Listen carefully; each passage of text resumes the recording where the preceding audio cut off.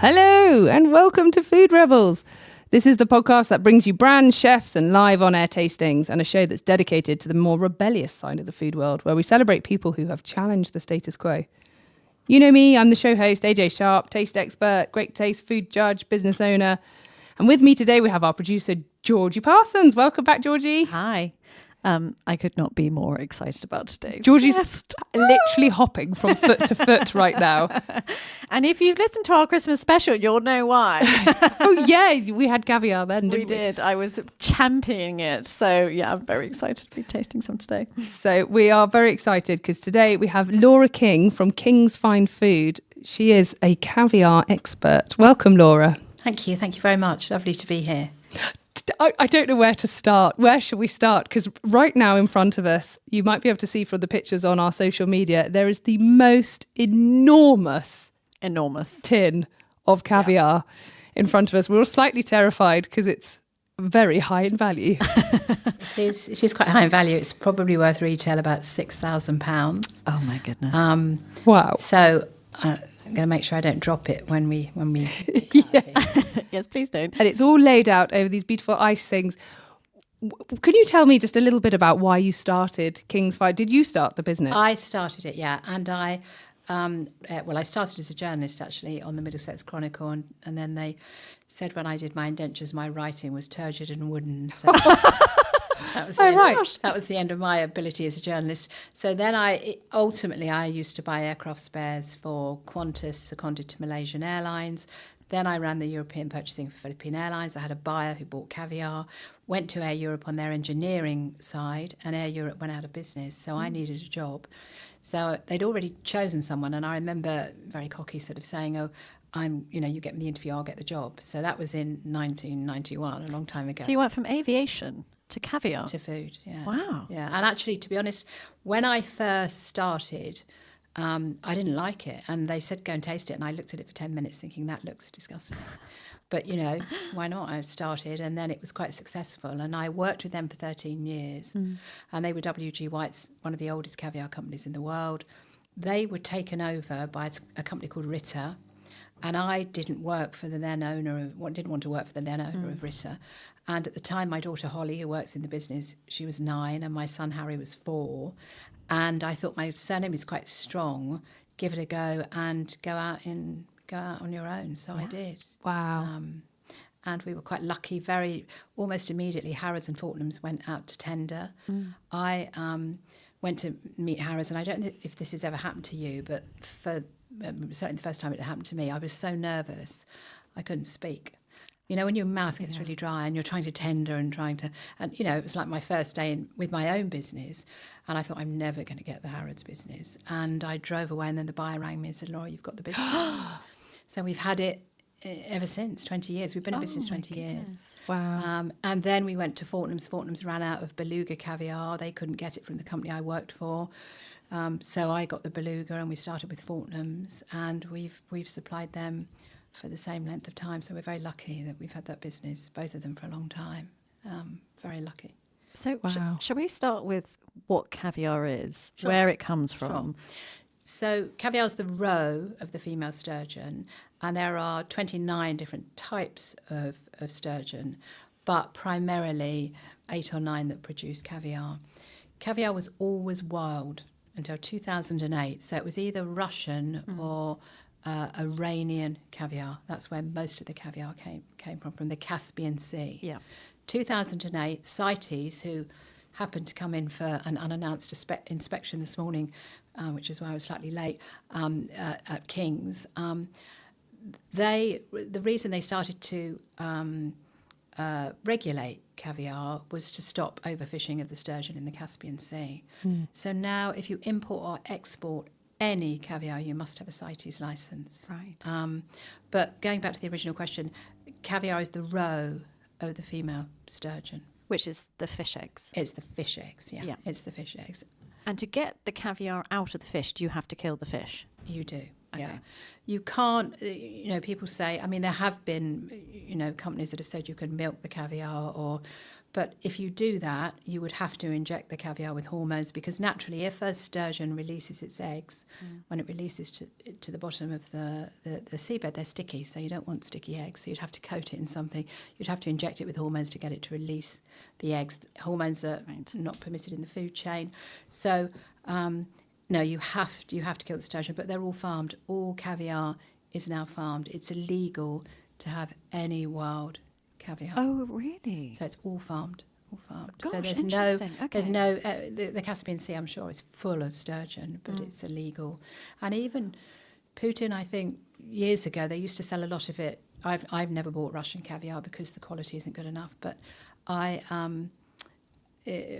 used to sell it in markets in Russia, and he sort of issued some sort of decree saying no more selling of markets, because they would eat it all themselves in Russia anyway. So I grew up in Russia. Did you? And this is the reason I love caviar so much. Wow. Is because I grew up eating Russian caviar. Wow. And it was very much, you went to the market and it was under a table somewhere. You knew someone, and it got pulled up and slapped on the top, and a lot of behind the scenes of money passing, and it was not sold openly. No. Why wasn't it sold openly? I don't know. It was almost like a black market thing. I just seem to remember Mum like finding contacts, and I don't know. But it wasn't like, because we used to go shopping to lots of markets to buy all our food.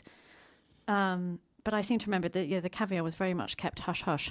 Yeah, and I think now you can't buy it. I mean, it's you can only buy it from much larger establishments. I'm guessing in Moscow. But that's where I've been to Russia and Iran fishing for sturgeon on the Caspian Sea, which is fascinating. So where is your caviar from then, if it's not so not Russian? Not Russian, not Iranian. Not Iranian. I would buy Iranian if I could, but they take the beluga too quickly, so the egg is very small.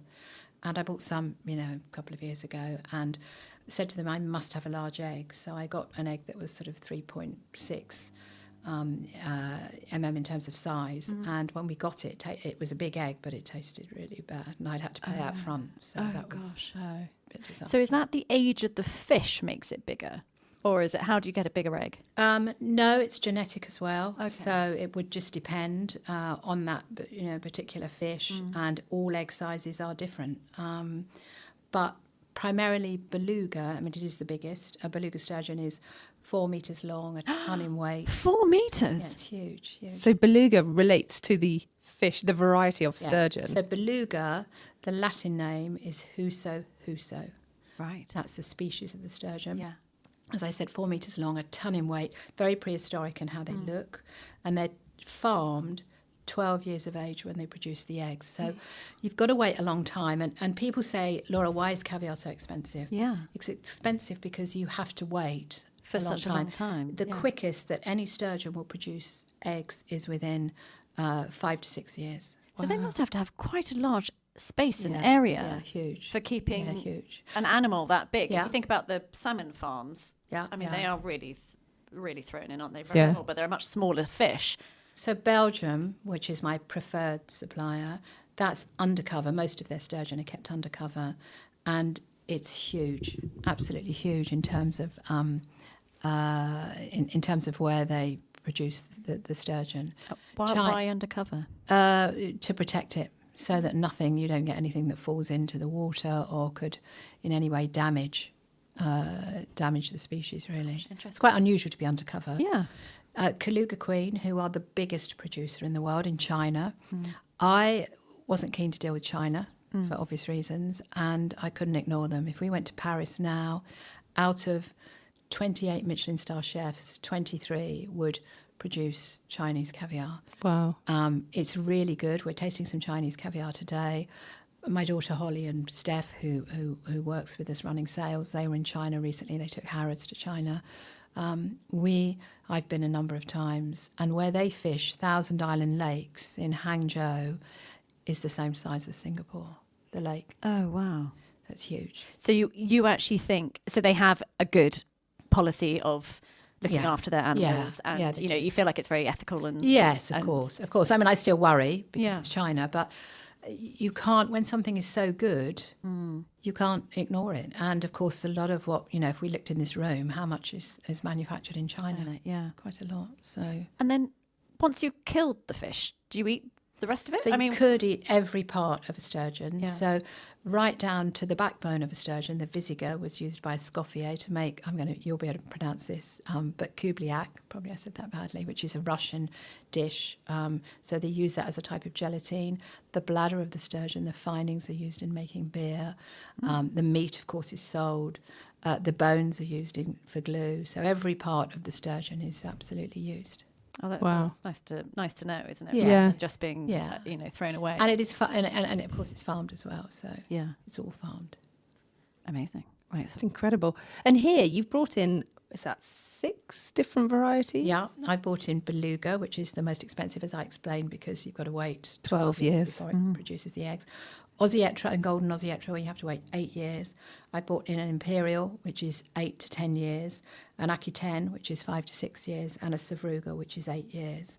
And this is today I bought caviar from Belgium, China, and France. So we've got 3 different regions that we're going to taste. And they all look so different. They're all different in colour, kind of size, the size of the eggs, the density. And I had no idea there was such a range, I have to say. Massive range. And I think probably one of the things you might notice is that they're one of the biggest enemies. I remember years ago going to the Savoy to see the chef. This is a long time ago. And he clearly didn't really want to deal with me. And I think put the caviar quite close to the radiator. The biggest enemy of caviar is heat. So it would just break up with the oil. And if you notice, there's no oil in any of this caviar. So is that what to look for? If you were going to want to know how good quality your caviar is? Absolutely not much in terms of oil. And then absolutely, you don't want any bitterness. A lot of people, if we went outside now and said, do you like caviar? Firstly, they'd say that red stuff, meaning it's keto or trout roe. And then they'd go, oh, no, it's bitter. That's because they've had lumpfish roe. So lumpfish roe is completely different to caviar. It's a completely different thing. So you want it to be subtle. Farmed caviar is very different to wild caviar in that you don't get such a depth of flavour. It's much milder in terms of flavour. But there is a difference. When we taste, there's definitely a difference. Well, let's get tasting, shall we? Yeah, where do we start? Where do we go?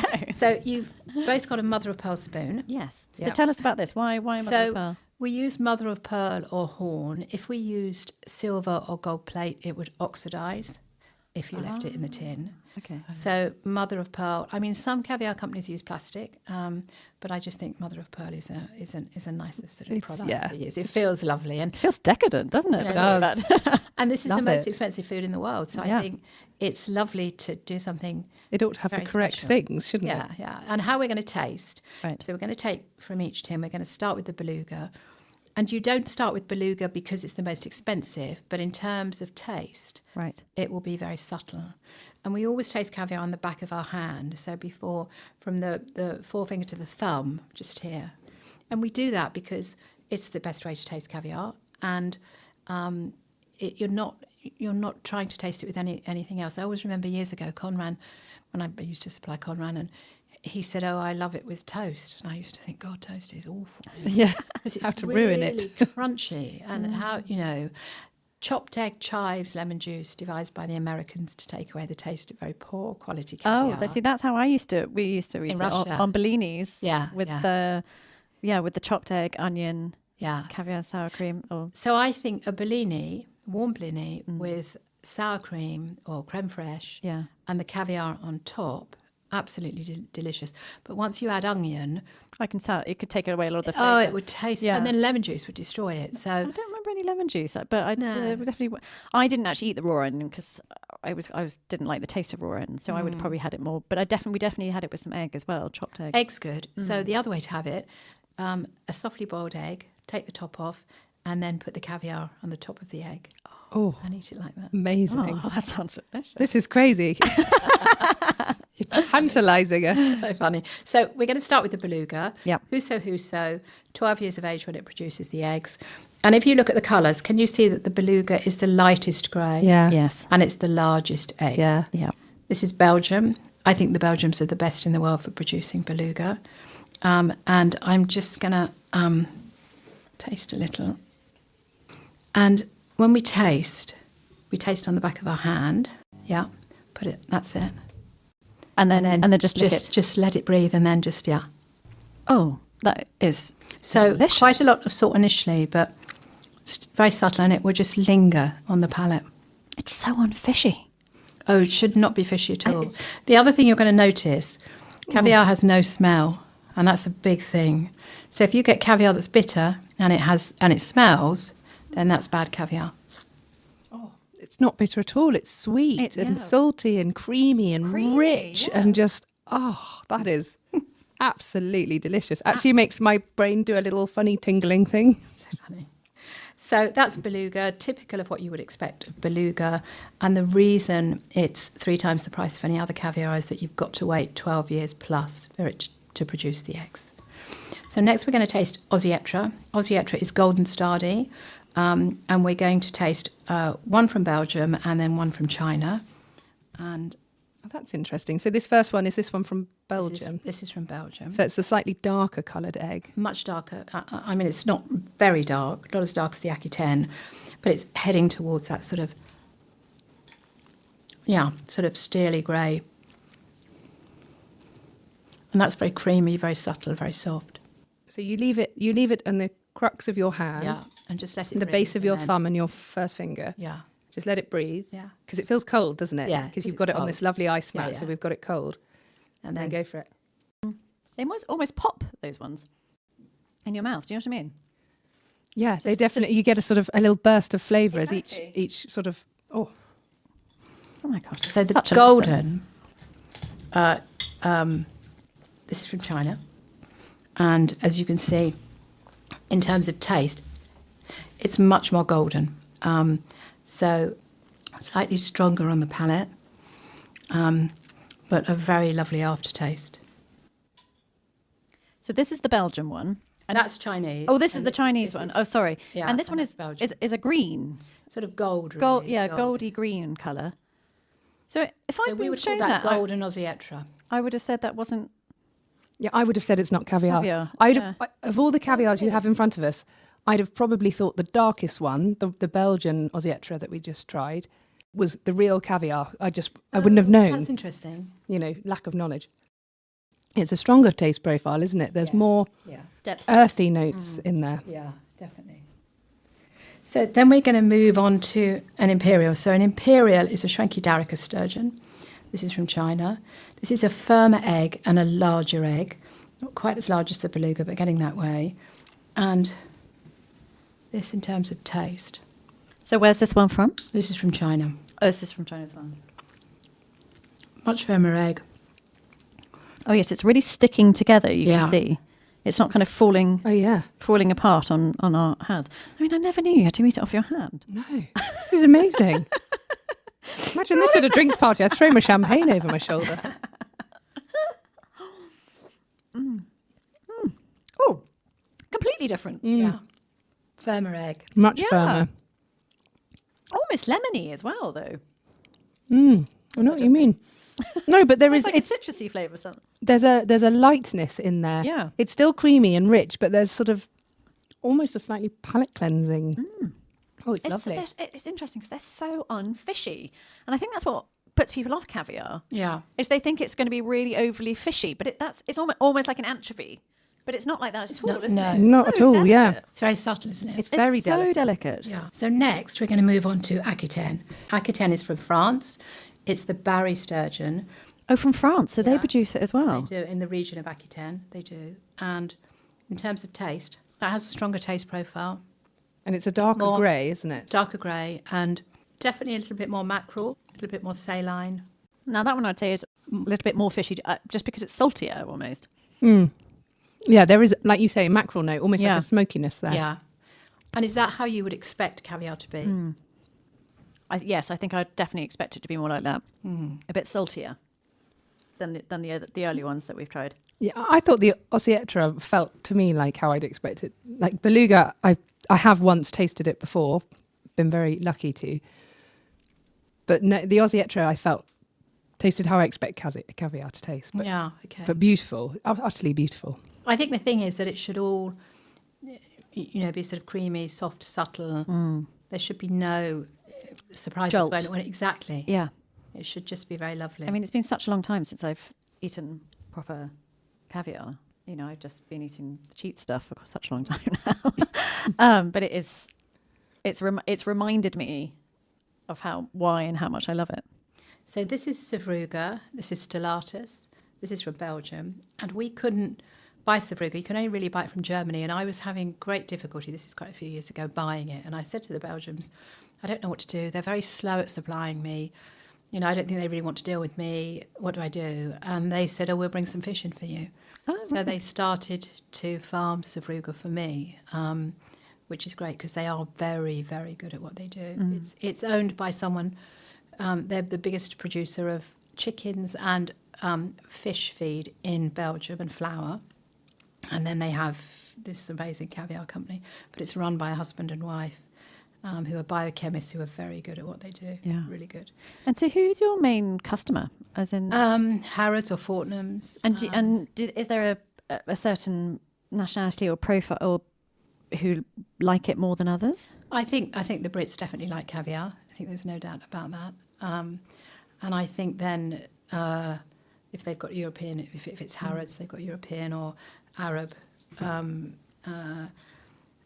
people going into the store, then definitely they would, they would want to buy it for sure. And Europeans, of course. But the profile particularly would be for perhaps Qatar or somewhere else would be buying caviar. But we had a request once from Nairobi for 600 tins of beluga the next day. Oh, wow. Goodness. Which was really quick. We could have done it in about a week, but we couldn't have done it the next day. No. Which was sad because we didn't ultimately get the business. So the last one we're going to taste is Sevruga stellatus. Yeah. And this is the one I said that we now buy from Belgium. Yeah. That's a totally different. It's a much stronger flavour, much isn't stronger. Yeah. Much stronger, much more salt. Yeah. The biggest thing about Sevruga, lots of salt. And, I like Sevruga, but it does have an awful, huge amount of salt.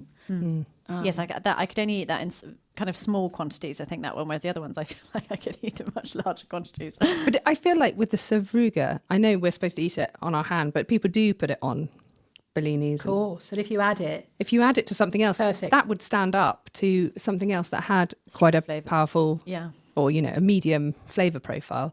Whereas I think, the beluga, it would be sacrilege to put it on anything because it's so mild, isn't it? Yeah, it's so subtle. And I think that's the difference as we've gone down. That's why we taste in the way we do.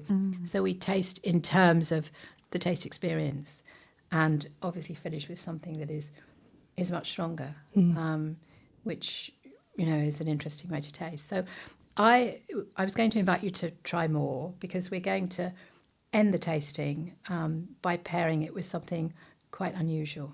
Okay. So would you like to just dig in and have some more? Yeah. Which one are you going to choose? I'm going back for the Ossietra. Okay. I loved it. Pass that one. Or the Imperial. The Imperial. One that kind of stuck together. Okay. I love this. I love that I might from now on know which type of caviar is my favourite. I'm the sort of person who knows. Right, are we eating it? Yeah. Yeah. Go for it. Ossietra. My mum, she once bought some back and she was going back to having a dinner party. I know for some reason the dinner party got cancelled, so she had this huge amount of caviar. And so she thought, I can't let this go to waste. So sat down and ate a vast quantity of caviar. Did she? And woke up the next morning with gout. Did she? That's hilarious. That's so funny. So we're going to finish the tasting by tasting it with Amadei white chocolate. This is something that Heston Blumenthal did at the Fat Duck. And I think, as I understand it, a restaurant very close to his copied it within 2 or 3 weeks. So he took it off the menu. Oh, okay. But we always finish a tasting with it. One of the other things that I forgot to say, actually, if you want to sort of see a film about caviar, we often show the Gordon Ramsay film. And it was made for the F Word, but it's very good. So you see, the pictures of the sturgeon and how they fish, how they gut the sturgeon, how they process it because they sieve it, they wash it in cold water. And this large 1.8 kilo tin that we've got here, which is like a sort of small dinner plate, all they do to that is add salt and then put the lid on and press it down. So there's no vacuum. It's just Wow. the oil and the band around it keeps it. Keeps it its shape. Yeah, it keeps it in good shape. Okay, so what do we do? So we're We going to take grab a white chocolate, and then we're going to Great. just put it. Any of them, or do you go for a particular? Any of the caviars, or do you go for a particular? Always Savruga. Oh, okay. Okay, so this is a white chocolate button with the Savruga on top. Mm-hmm. I love it. I didn't know what I was going to expect, but I quite like it it. is, I like it too. I feel a bit wrong saying I like it though. It's the sweet and sugar, it's salty. And Did you eat your button? yeah, I did. I had a. Oh, you got two. Okay, fine. I picked up two by mistake. Yeah, it's like that. Sort of I'm going to go salted. again. But it goes Salted salty caramel. and then it goes sweet, doesn't it? Yeah. Going You- to another one. Almost want to get the chocolate button going first and then add the caviar in. Or what? Melt it slightly in your mouth. Yeah. This might be my favourite ever show. Just saying. I don't know how good it is to listen to, but I'm I having know. such a lovely time. It must be more difficult to, because you're trying to imagine it, aren't you? If you're sitting at home, Well, don't imagine it. Go to King's, find come to foods, King's, yeah. buy. I mean, how much are these the smaller tins? No, the smaller tins. If anyone sort of contacts me directly, Laura King, and it's laura@kingsfinefood.co.uk. I think I've got that right. Then I will make sure that the listeners get very good pricing, and 10% Thank of you. our net profits go to the brain tumour charity that I set up 7 years ago, the John King Brain Tumour Foundation. So that's a lovely thing, that we sell the most expensive food in the world, but that we can give something back because the story of the brain tumour and how it affects families is very close to us. So that's really important for us as well. Well, you've obviously done some really special things for that charity to have been awarded an Amazing. MBE. I Yeah, think that's amazing. incredible. Very, very lucky. And we have the royal warrant, but we've just applied again because we had it for the Queen.